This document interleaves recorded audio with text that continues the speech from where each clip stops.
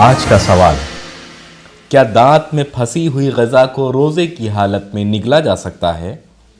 اور کن چیزوں سے روزہ باطل ہو جاتا ہے؟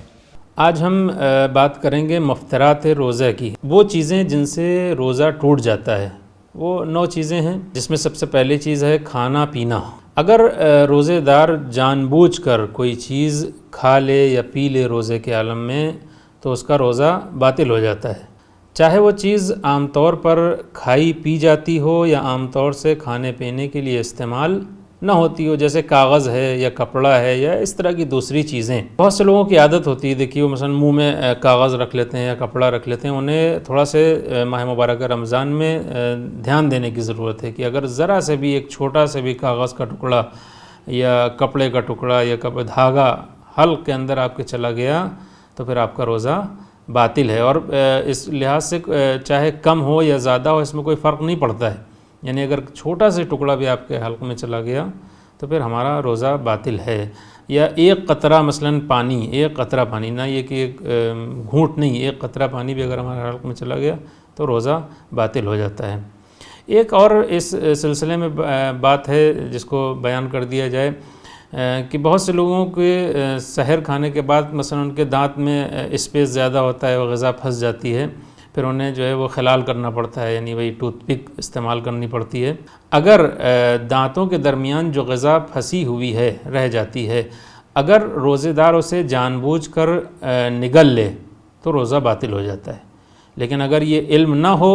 کہ دانتوں میں غذا ہے یا اس کے حلق تک پہنچنے کا علم نہ ہو یا جان بوجھ کر اسے نہ نگلے تو پھر روزہ باطل نہیں ہوگا۔ لیکن اگر ہمارے غذا تھوڑی سی بھی اگر دانت میں پھنسی رہ گئی ہے اور ہم روزے کے عالم میں اسے نگل لیتے ہیں تو ہمارا روزہ باطل ہے۔ اس سلسلے میں حضرت آیت اللہ سستانی فرماتے ہیں کہ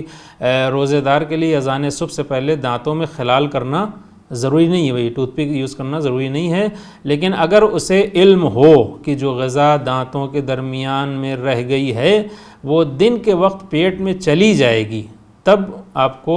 خلال یعنی وہی ٹوتھ پک استعمال کرنا آپ کے لیے ضروری ہے۔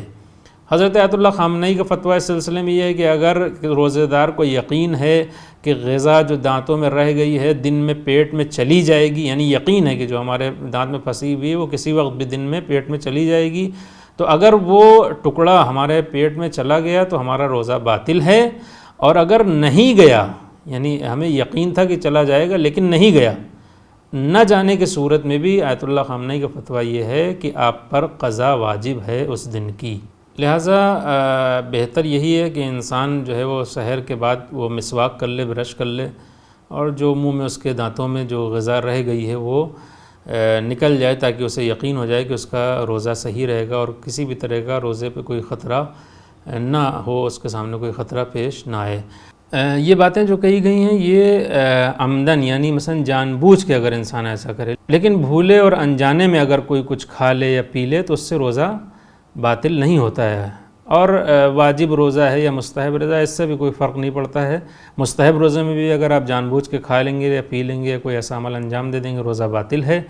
واجب روزے میں بھی یہی حکم ہے، واجب روزے میں بھی اگر آپ بھولے سے کچھ کھا لیتے ہیں تو آپ کا روزہ